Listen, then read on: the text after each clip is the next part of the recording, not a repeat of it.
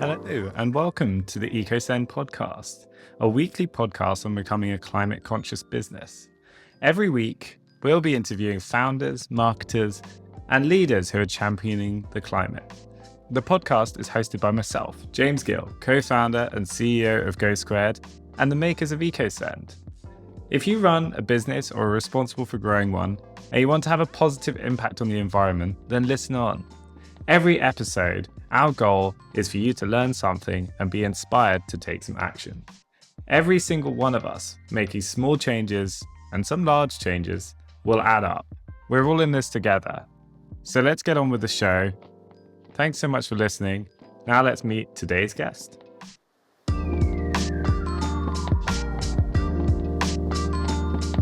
Hi there, welcome to another episode of the EcoSend podcast. I'm James and I'm the host, and this show is a weekly show all about building a more climate conscious business. We ourselves at EcoSend are on that journey, and this podcast is all about talking to other people and learning as much as possible from them.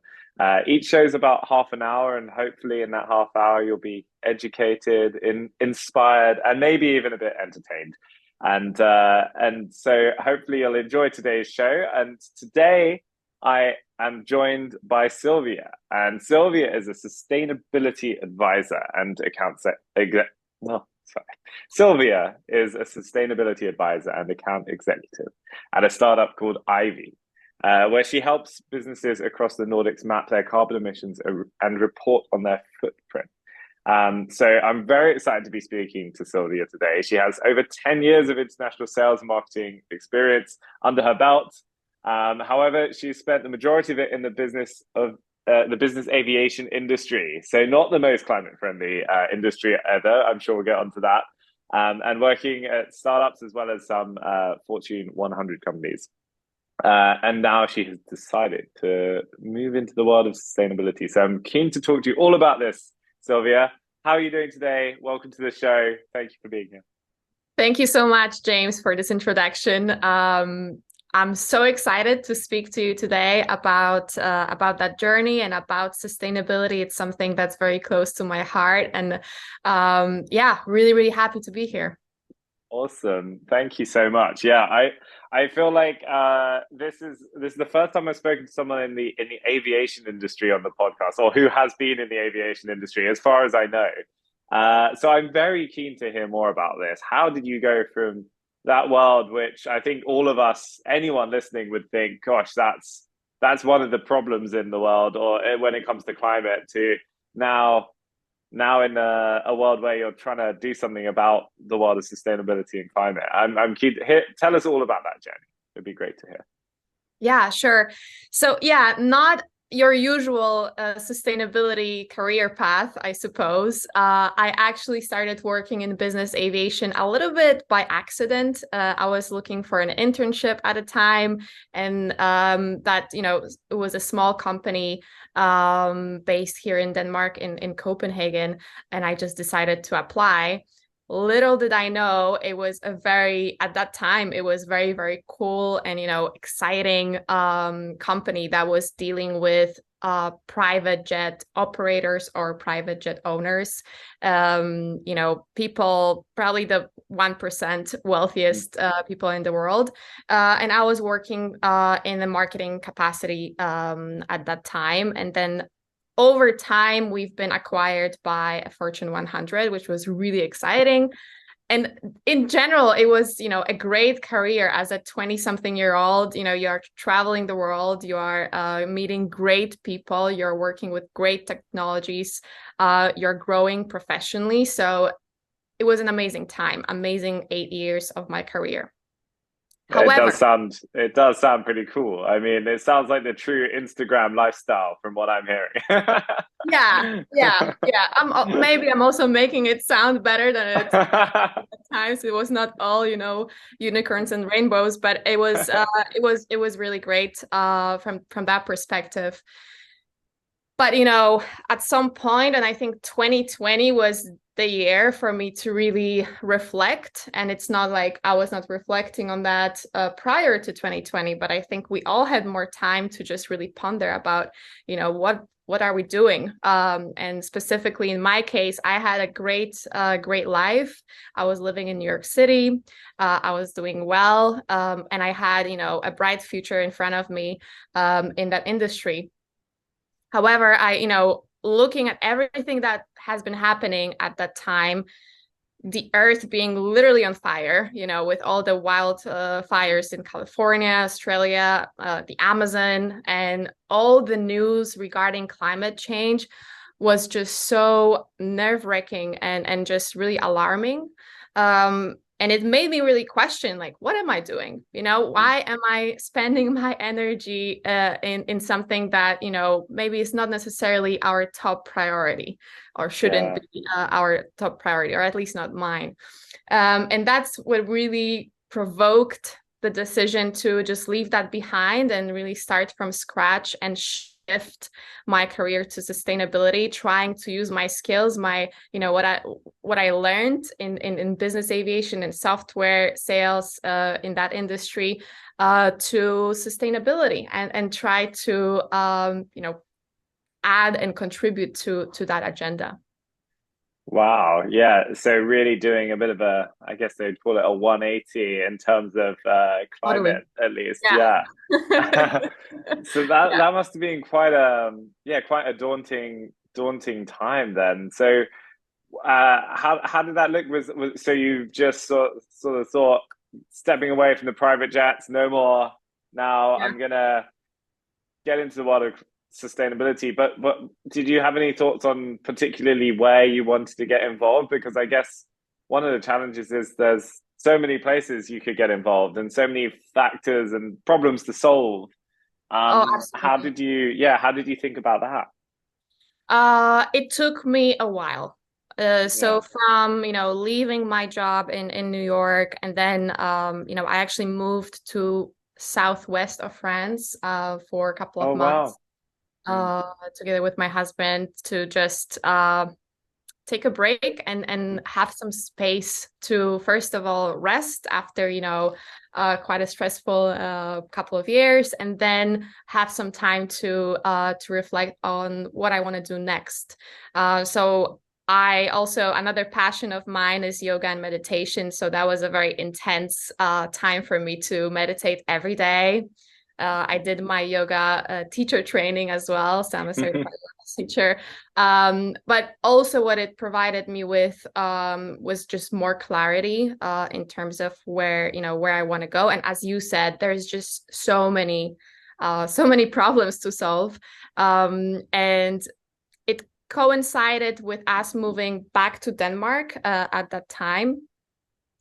And I just started searching, anything that would pique my interest. So I did not have any sophisticated methodology to do this, to be honest with you, Yeah. being Yeah. totally transparent. I just felt like I need to follow my gut a little bit and see what really speaks to me.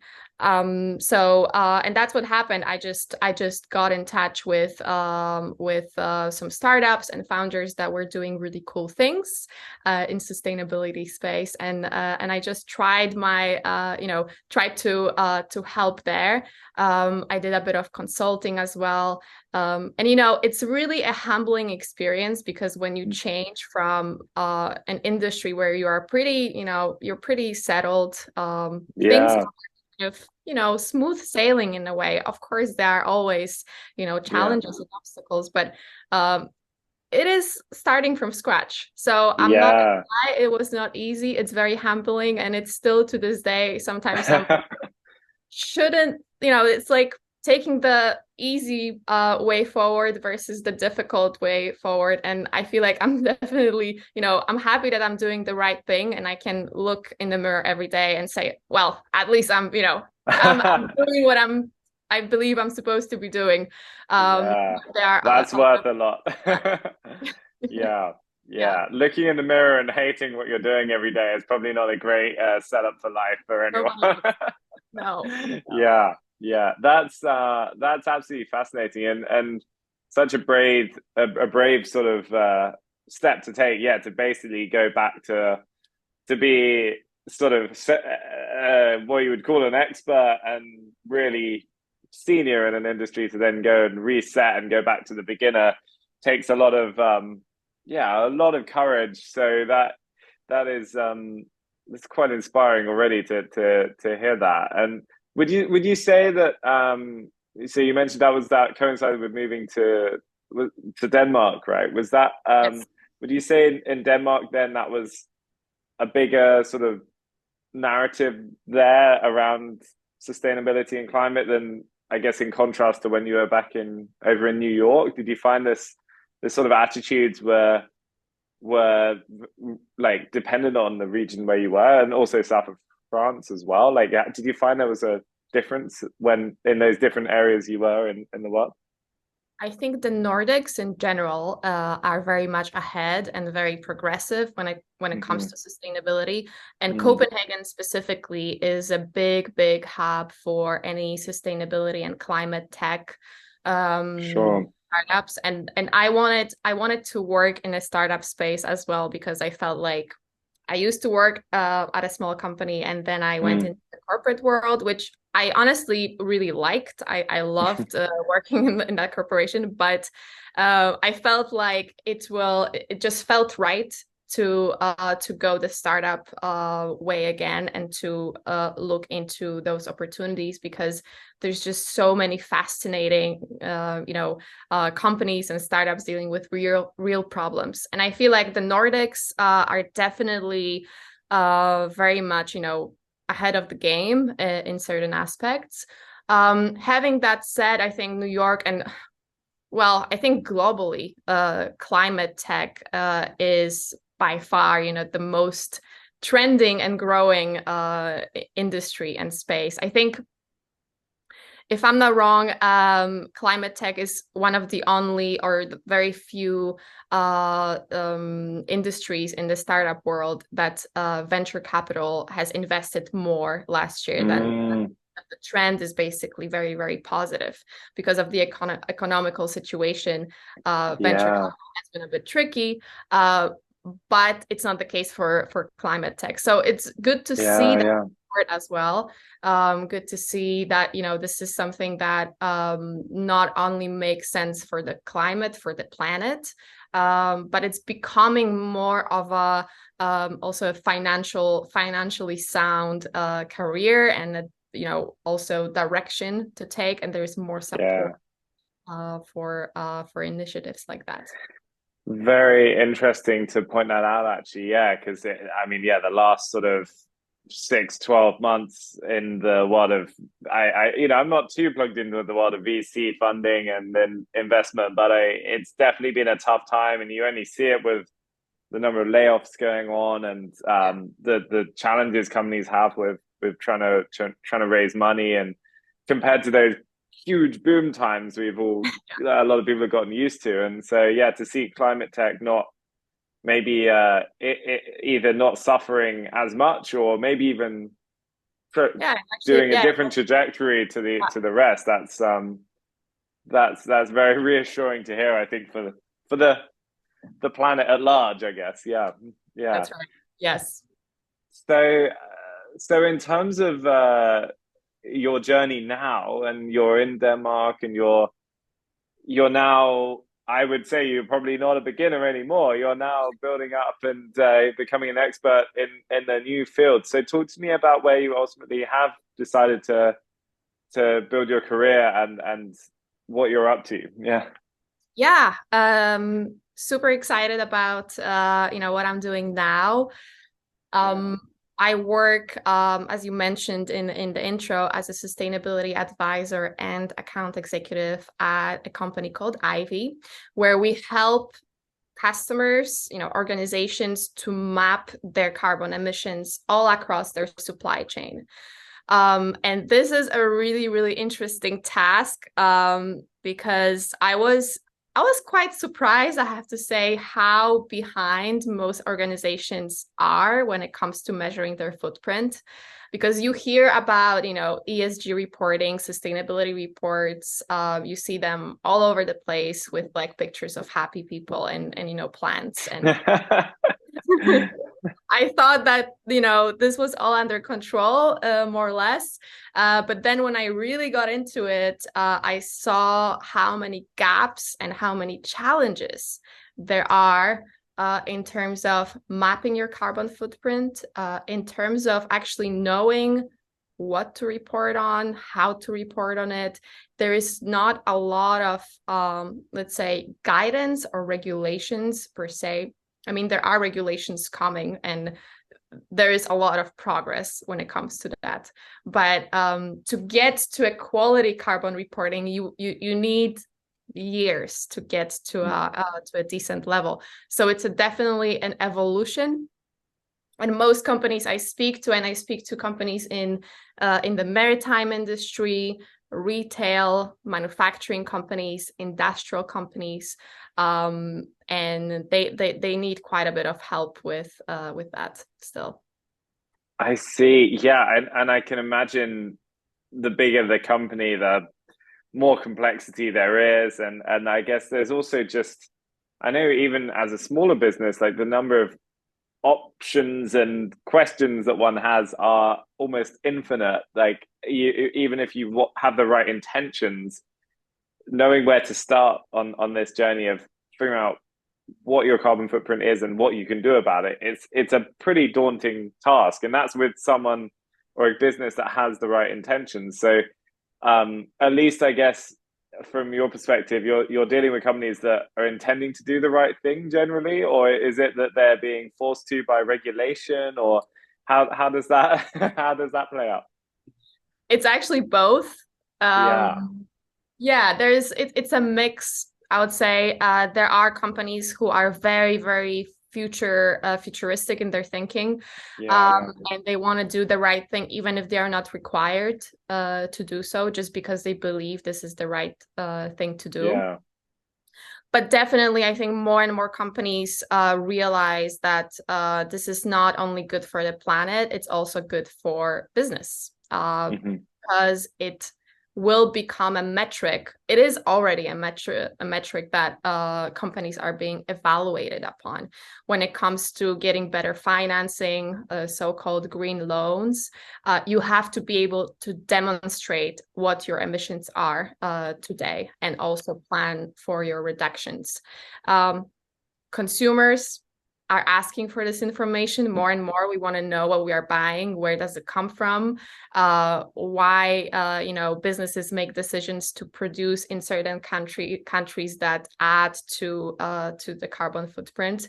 So there's a lot of pressure also from investors, and who realize that there is value in sustainability. So there is a lot of forces at work to push businesses to take it seriously, and I see that shift as we speak.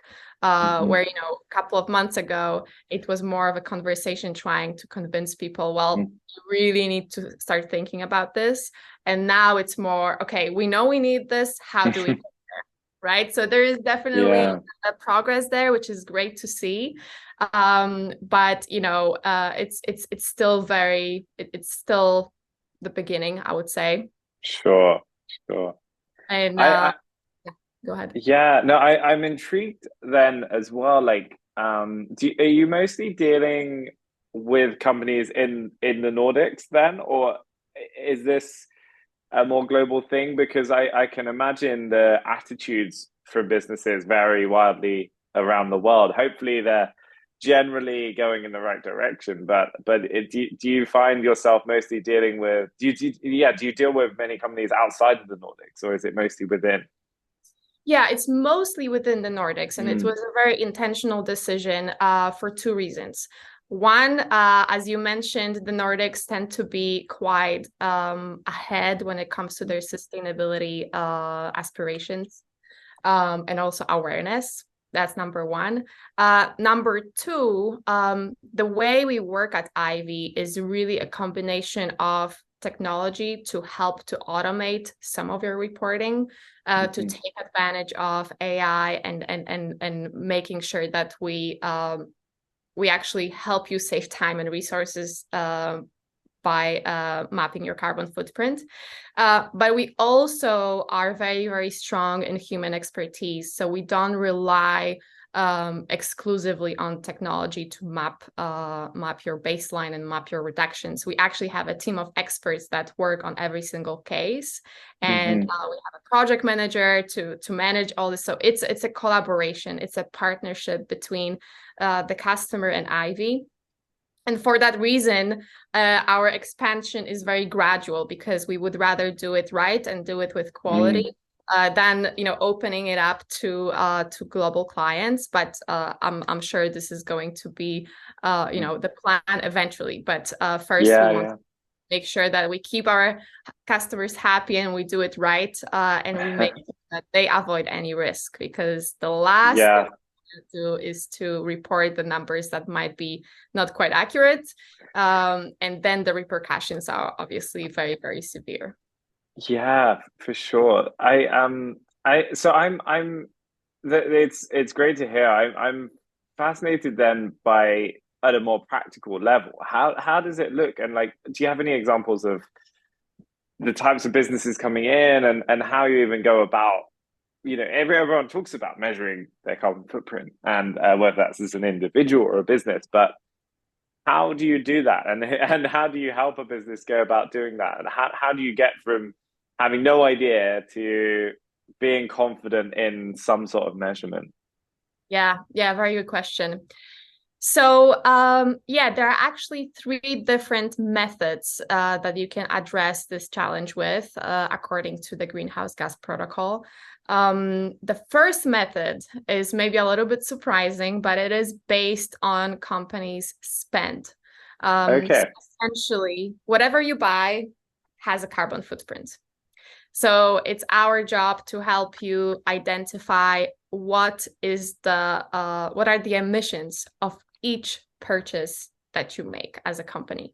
So we would take all of your procurement data, map it with carbon emission factors from a specific environmental database, run it through our solution, our software solution, and then also validate it, coming back to that human expertise factor, and work with the customer to validate it.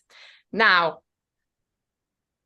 if you think about it, it's not the most detailed and quality way to address your carbon footprint, because it is based on the dollar value or the euro value of what you're buying. So for example, if you are a business, let's say you're a restaurant, excuse me, you're a restaurant, and you buy, let's say, I don't know, 10 chairs worth that much of, I don't know, 1,000, 2,000 euros, whatever that might be. We will map what you spend, so that 2,000 euros, let's say, to a carbon emission factor. So it really depends. And of course, the carbon emission factors take into account the material, the origin of your purchase. But it's more of an estimate. It's not the most granular way to address it. But Sure. what it really is, and that's also our philosophy at EIVEE, in order to be able to identify where you need more granularity, you need to know your baseline. And spend-based method really helps you to see, okay, this is, and usually you can map 80% of your spend, of your emissions based on spend. Interesting. And that allows you to pinpoint, okay, here in those areas, we might need a bit more granularity. We need input that's more specific. And that's what we call activity-based accounting, which is based on the volume of what you're buying. So then those chairs, for example, we would take, the wood and the weight of that wood, and basically the parameters that relate to that exact object that you buy. But as you can probably imagine, this data is much more difficult to get your hands on. It is tricky. Usually your scope 1 and scope 2, you will definitely do them according to the activity-based accounting, because you know how many kilowatts of electricity you're purchasing, or how much fuel you're using to distribute your your goods, for example. So there are certain areas that are almost, you know, a no-brainer to use activity-based accounting. Yeah. As of now, it's really it's case by case, I would say, and it requires quite a bit of insight and analysis to do it that way. And the third method, and that's there's a third.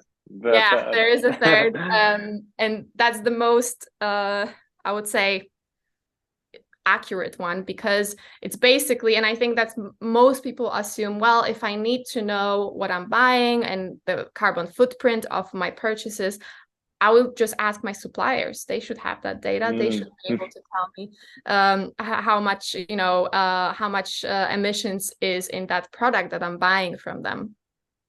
The truth is, the reality is that most of your suppliers will not have that data.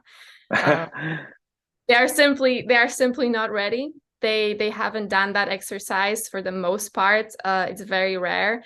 And also just the fact that, you know, you as a company are just starting this exercise today. Yeah.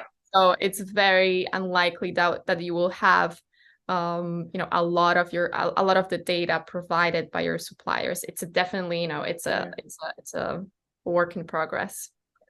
That's actually fascinating to hear though. So it almost to me sounds like there's sort of, I don't know, it's almost like if you're painting a picture, you've got like the very rough pencil outline with the spend based, and then you're sort of filling in some of the details with the activity based, and then you're sort of all of the details and finer grain bits with the supplier based. And maybe hopefully I over love that time. analogy, by the way. I might steal it from you. Yeah, it's free. Go ahead. But yeah, it's so fascinating though to hear that, and so like I guess as over time, then more businesses will do this. A lot of those businesses are suppliers, and so hopefully, as more we get more and more supplier based reporting and accounting, Absolutely. and that makes everything easier. Yeah, that's the expectation for the spend-based method to go away eventually. Yeah. It's not the most granular one for sure. But we have to work with what we have. Yeah. That's the reality. I see. And that's great. So I'm keen to hear, I guess, you know, I feel like we've already filled so much time with this episode. Like, where's the time gone? Sorry, I talked too much. Maybe. No.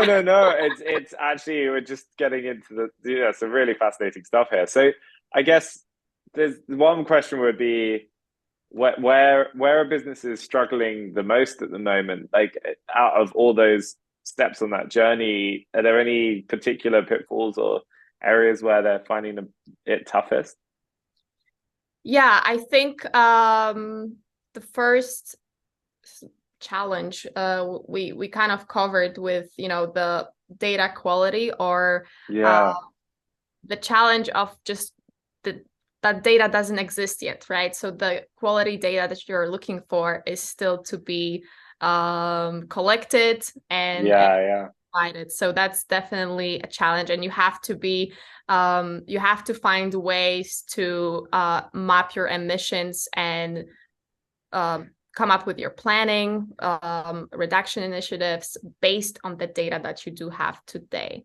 Of course, there are ways to enhance it, and that's also what we do to get you to the highest level of quality in your reporting. So that way you can be, first of all, compliant, and second of all, you can actually plan reduction initiatives. Sure. I think that's also another challenge. I feel like businesses spend so much time on measuring their carbon footprint, because it is very, very time consuming, and it requires a very diverse set of expertise, because it's not just, you know, what we see oftentimes is, you know, someone who works in HR or marketing or maybe project management.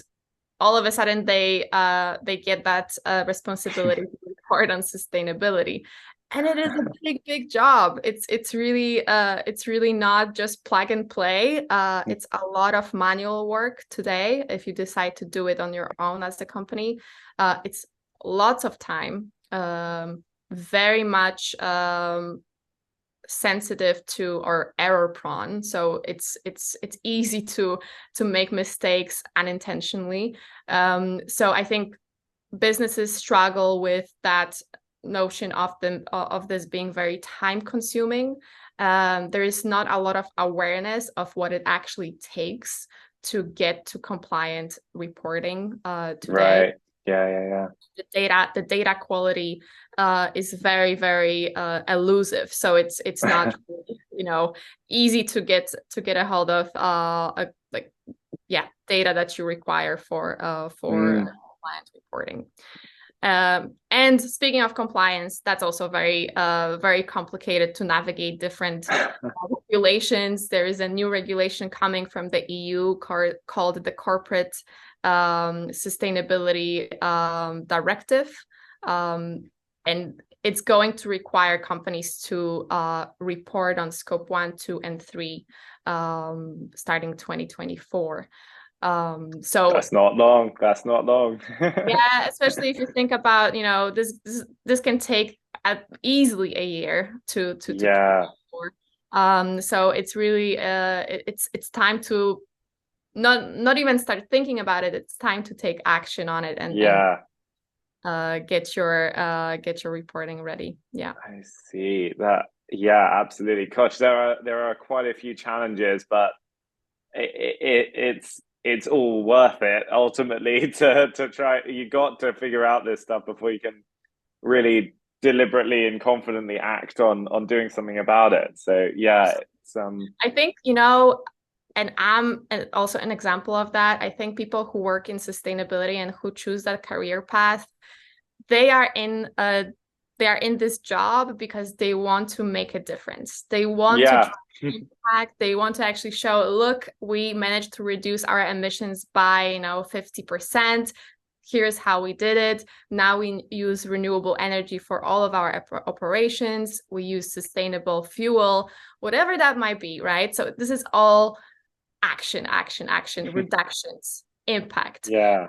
But what ends up happening is that these people, spend their days doing like Excel spreadsheets and doing all the tasks that are not very inspiring and not very productive in a way, because there are ways to do it a little bit more efficiently, and finding partners that can help you on that journey. So then you can actually do the cool job of making a difference. Having the impact. Going back to what we were talking about earlier, looking in the mirror every morning and deciding whether you're happy with what you're doing. I don't personally find spending my day in Excel is one of those days where I'm excited to go to work. So yeah, I'm intrigued then so hopefully Excel doesn't feature too heavily in this next part, but my final question would be, what does the future look like? And hopefully it's not all an Excel spreadsheet. What do you see? Yeah, how do you see the industry changing, the world evolving over the coming years? Perfect segue, James. I think it's going to be we are going to spend much less time in Excel spreadsheets, that's for sure. Okay, that's good. I'm all here for that. Yeah, I think personally, I think AI, and I know everybody talks about AI these days, but it's because it's so revolutionary. And I think it's going to definitely have a big impact in sustainability and in reporting. So today, all those methods that I explained, which are kind of time consuming, they're not perfect, they are, evolving. I think in the future, we are going to automate a lot of those activities. So for example, instead of getting those numbers about your fuel consumption from a specific company, there will be sensors installed on the cars or trucks that will automatically feed data into your digital solution that allows you to track that. And that could be applied to virtually anything. So very much IoT, 5G, 6G, whatever you want to call it, based on self-reporting in a way, thanks to AI. Yeah.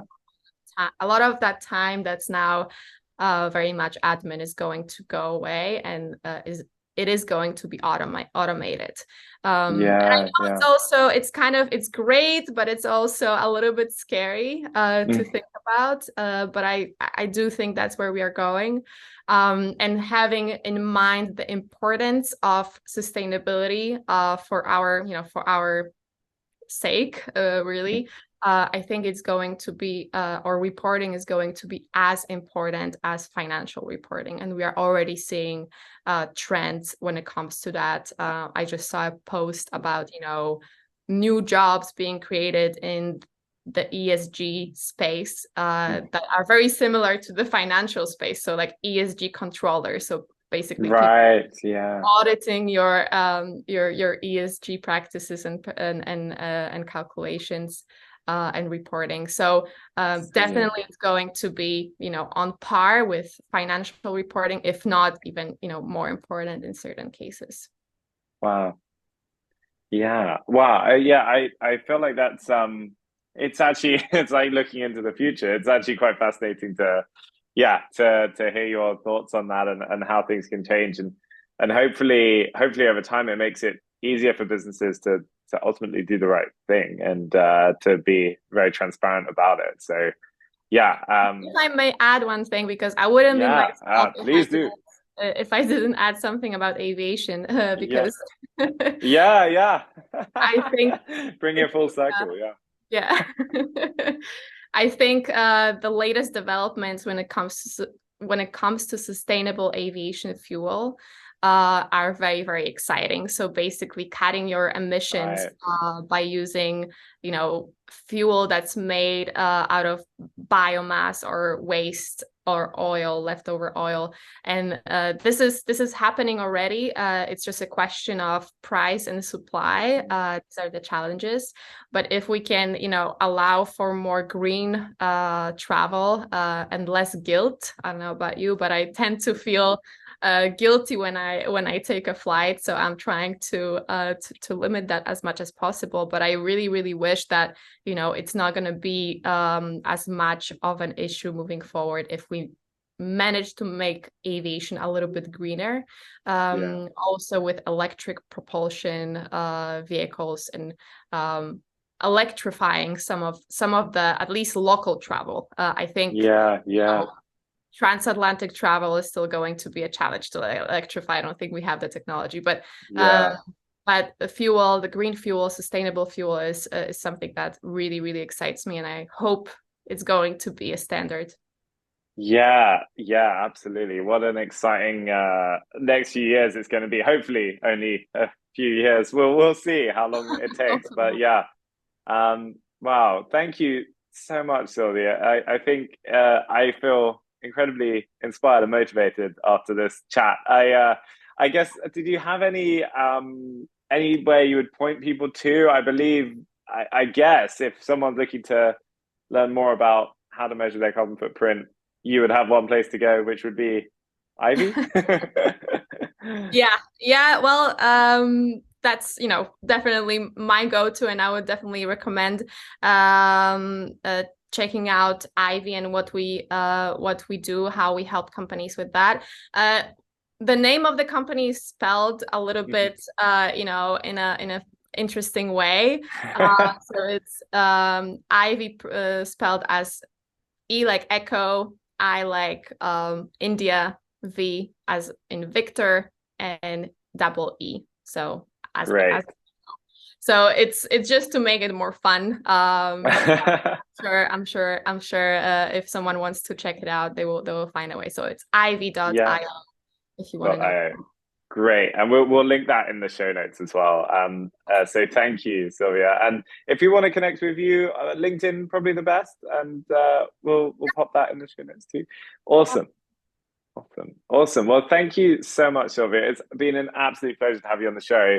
Hopefully there's many business leaders and people listening who are now a little bit more sure of what to do next in terms of going on their carbon footprint measurement journey and doing something about it. So it's been great to chat. I'm excited for the future. Thank you to everyone for listening. Thank you, Sylwia. We'll catch you next time. So much. Cheers. Bye.